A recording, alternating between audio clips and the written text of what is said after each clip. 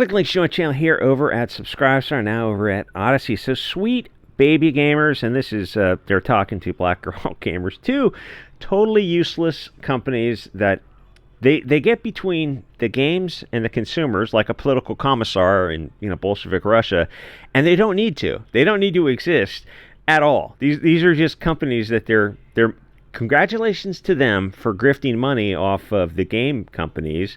Eventually, the game companies have got to look at this and go, oh, you're actually costing us money. Not only are we paying you, but you're resulting in lower sales. People hate you for a reason. So insane communists are ruining games. And Kim Belair is suddenly on the defensive. So let me start, probably because she sees that the grift is about up. And 10 odd years ago, with the Gamergate, rise of Gamergate, Anita Sarkeesian and Zoe Quinn and Feminist Frequency, which just shut their YouTube channel down, were the rise of the kind of the grifting 1.0, where they were consultants, in quotes, and they used to just get paid to feminize games a little bit or take the fun out of games a little bit. And they were completely unnecessary, as the game companies discovered. And then this is 2.0. These new games come along where these new consulting companies come along where they have the added plus of their POCs as well, where Sarkeesian and Quinn were not, to come along and grift. And now it looks like their time is just about done, which is why Kim Belair is getting a little bit nervous. So Sweet Baby Kim Belair continues to play victim and attempts to deny her company's goal is to wokeify games. Except that's exactly, you look like a crazy person, exactly what she's doing. Now, the left and the right, as I had this discussion with some people on Twitter the other day, we have a different definition of woke. They're talking about Concord or Dustborn or one of those kind of things, and he was a left-winger, and goes, oh, the problem wasn't woke. And I go, well, it was for a lot of people, because we have a different worldview. And the left doesn't seem to accept that other people don't think exactly like them.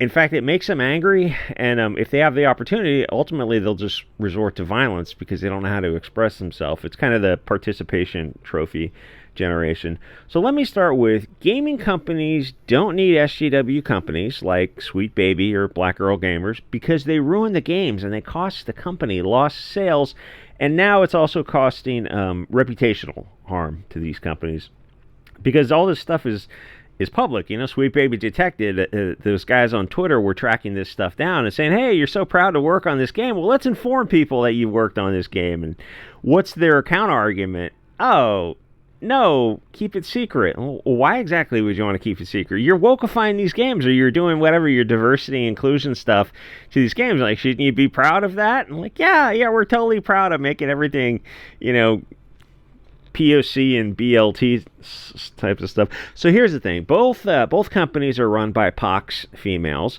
which doesn't make sense because who's playing the games?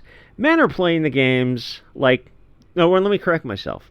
An important distinction is men are buying the games, the comics, the movies. Not playing the games, because women will play or consume pop culture secondhand, but they'll be dragged to movie theaters, but the man is making the decision usually. And with games, chicks are playing, they're half of the gamers. Wait, are you talking about they're playing like an online free game? That's not the same as somebody who's spending thousands of dollars a year in hardware and in software for games. Like that doesn't compare at all. The one's advertiser supported, Candy Crush and Tetris type of things, and the other is the guy's paying, I don't know, $50 a month for his hobby. Those are completely different things. So mostly men are playing the games or buying the games, and mostly are not POC, POX. But they don't want Larry Fink's checklist of inclusion because the world doesn't work like that.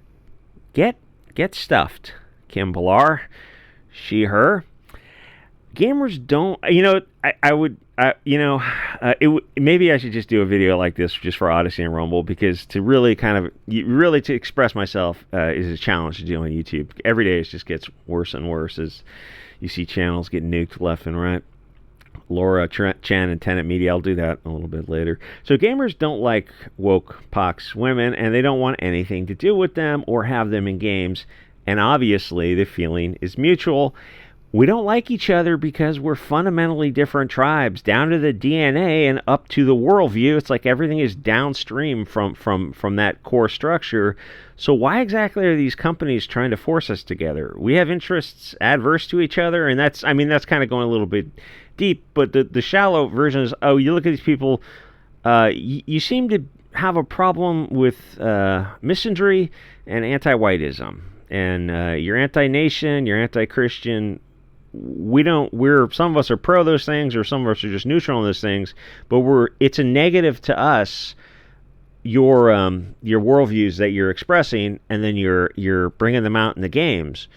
We don't want to buy these products, and you're alienating the audience because you can't force them to buy these products, and there's no shortage of these effing games that have the two, Conquered and Dustborn, that have bombed, and there's especially no shortage of movies that have bombed. They've been girl power type of stuff.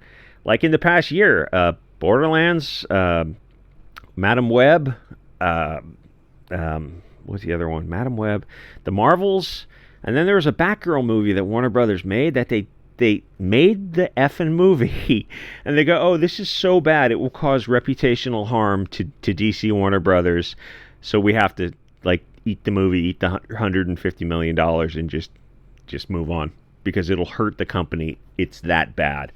So inclusion is a hot word that they just keep repeating it. They have a lot of these Frankfurt words, but they never deconstruct it. We don't want to be inclusive of people like Kim Belair, and we don't want sensitivity readers. We want things as politically incorrect as possible. They're bad people, and they ruin everything they touch. Not all things are for all people. That's globalist nonsense. People are tribal, much more so than a few years ago, because of racists like Kim Belair and her anti-white hate mob. We love us. We're not the problem. So in her interviews, she's using this Bolshevik manipulative language of marginalized people that automatically frames them as good and any other group as bad. It's Frankfurt School 101 from the worst filthy parasites on Earth. So what she's doing is dehumanizing us, the beautiful people of the light, to frame us as the ones who are doing the marginalizing, which is literally marginalizing and othering us. She is the oppressor in the Marxist oppressor hierarchy. Why? Well, I just explained it logically, but also because we feel it. And, trying to, if you had a conversation where she's talking about marginalized people, and you say, oh, well, we feel we're marginalized. Like, what would she say to that? Like, oh, no, you're not. And then you just get in a long debate on that. And it's like, ultimately, all this stuff boils down to appeal to emotion and not appeal to logic. But they never get called on these kind of things, because when they do these live streams with Black Girl Gamers and the other one, it's three woke POCs who have their pronouns listed. Like, even when you're in a situation like that, you go, oh yeah, I don't list my pronouns. They don't know what to do with that, because they get angry. It's like, well, you're asking someone to do something positive. Or if some left winger lists their pronouns and they're not in accord with reality, it's like, yeah, I can't use those pronouns, because you're asking me to lie every time I'd use that pronoun. Pronouns are the language is gendered. Gender's derived from sex. There's two. You're one or the other. Clearly, you're a female. If you ask me, you get the idea. Anyway. So trying to explain to the middle of the political bell curve that whether you're on the left or right, that the pox who claim to be fighting all this kind of istophobicism, they're literally the problem. They're the anti-white racists. And it's like the left wing they have this hatred in them. And they were told that they can express their hatred at Christians, at people of European descent, and at men in general. And so that outlet, they're given permission. But they don't have any logical basis in it. And if you wanted to turn it around 180, using the media, you could do it, because the left wing has turned 180 on some of their worldviews. With, like I said yesterday, the Sierra Club, with open versus closed borders, with high birth rate people who are very high carbon footprint, resource hungry, and the Sierra Club and those other environmental groups got subverted and corrupted. It's like, so you're an environmentalist, and 20 years ago you had one viewpoint that was to conserve. And then in 20 years, something changed where now you're that it doesn't. You have a 180-degree worldview. What happened? It's like, well, silver or lead happened. So then you come to the conclusion that they're the problem and we're awesome. It's incredibly freeing because you're free to hate them as the racist vermin that they are. My point is, her framing by using the Marxist nomenclature is openly creating a frictional situation that we just don't want to be a part of. We don't have to argue over every little thing. We can just agree to disagree, and without becoming disagreeable, and just go our separate ways. But they have this thing where, what do you think inclusion means? Oh wait, you mean forced inclusion, right? Like, why don't we just do our own things? We don't want you included with us. We don't want to be included with you. We're drawing a circle around us, and you can stay on your own circle, do your own thing. We just don't. This whole globalist concept of forcing people together is clearly not working. So she thinks the Pox are oppressed, or the BLT or whatever. Okay, stay the fuck away from us because we think you're the problem. Just go make games for the other Pox who are into this, Dustborn, Acolyte, Concord, and all that other kind of crap that nobody's into. And the main issue is these games and movies, they don't happen in the vacuum. These people are a constant source of aggression and anti-European racism. We don't want anything to do with them. And why would? And the thing is, like, Black Girl Gamers, you got 7,000 on a YouTube channel, but you should have a much bigger social footprint than that because you're involved with games, you're on Twitter, and you're getting all these opportunities to interview people. It's like something's not adding. Oh, people are just not interested in what you're putting out there. So the thing is,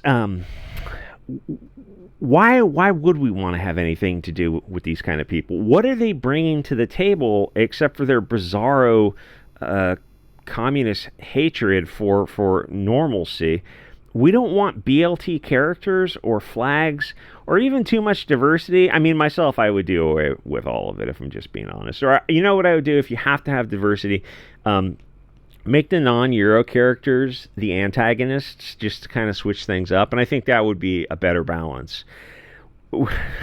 Because you've been making the blonde-haired characters the bad guys for long enough. So all that kind of stuff, that's for SJWs. But the problem is they don't buy the games, the comics, or the movies. So, who are you trying to market it to? You're nothing. I mean, you're getting subsidized by Sony and all these other big companies to actually cost them money. It's why over the past couple of years, the HR departments, not HR, it's the some of these big corporations, they got these diversity inclusion kind of combined with HR, and they've had to start cutting those things because they realize it's literally costing more money to the company. It's like all these Marxist worldviews are garbage. They don't actually work. So there's a problem with their narrative where they mention inclusion as if that's going to get more buyers on the games. And I remember that it was either Leslie Headland or one of those chicks who worked at Disney who was talking about Star Wars, and she said, we're leaving money on the table by not putting all these different every group from around the world in these shows and race swapping all these characters. But then you look at the performance, you go, oh no, you're actually losing money. So the thing you just said, your kind of dogma, your worldview is wrong, objectively wrong, and yet you're still abiding by it.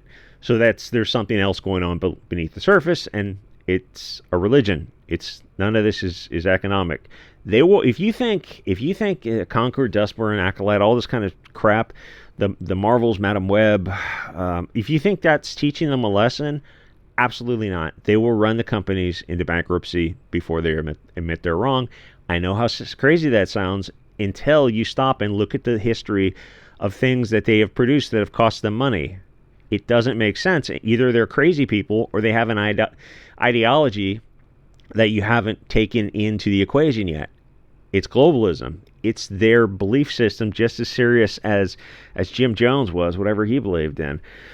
So, no, inclusion does not get more people buyers of the game, but it doesn't work because we're sick of diversity, of feminism, of the BLT satanic flags, because they have 6 colors and not 7 colors. And I know that sounds a little schizophrenic, but the person who designed the flag did not want any association with the Christian rainbow, even though it's not exactly a Christian rainbow. It's just the common Roy G. Biv, red, orange, yellow, green, blue, indigo, violet.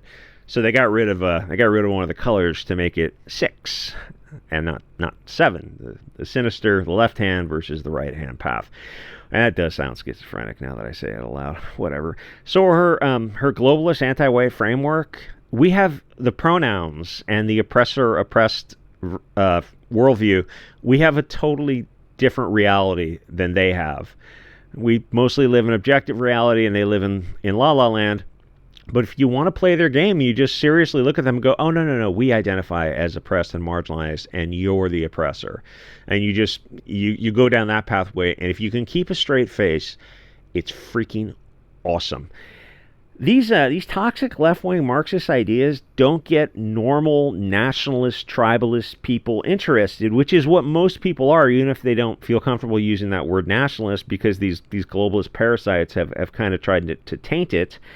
But the funny thing is, it also doesn't get the soy boys and the cat ladies to buy the games, the movies, and the comics, as shown with the narrative around Concord and Dustborn. That left wing is losing their minds over that stuff, and I might even do a video on that. It's kind of much the same thing, but people don't really see every video, so it might work. Where they feel threatened by populism, that the consumer. They did this with Sonic the Hedgehog. They do this with a lot of stuff where the consumer rejects something that's obviously globalist propaganda, just the lamest stuff on earth. Almost said something else.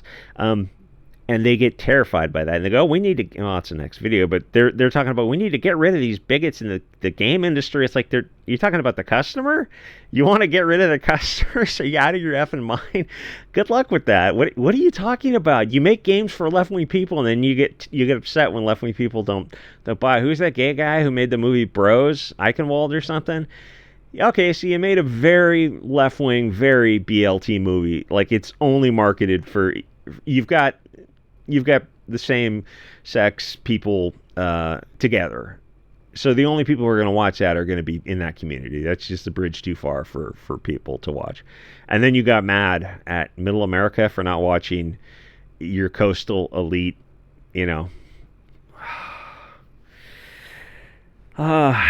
movies. I just want to, Anyway, so make your Bolshevik games and sell them to your woke audience, because we love our tribe and we hate those people who are against us. And it is increasing every day. Like to hold on. See these dumb shits go on for a half hour talking about Gamergate and toxic gamers, and you look at them, you're like, but the games you're making for people, the audience doesn't exist, and everything you touch loses money. Why are you in this industry at all? Well, they're not there on merit, friend, and that's probably as far as I can go on YouTube. It's really a challenge these days. Anyway, like, comment, subscribe. I'll see you guys all next episode.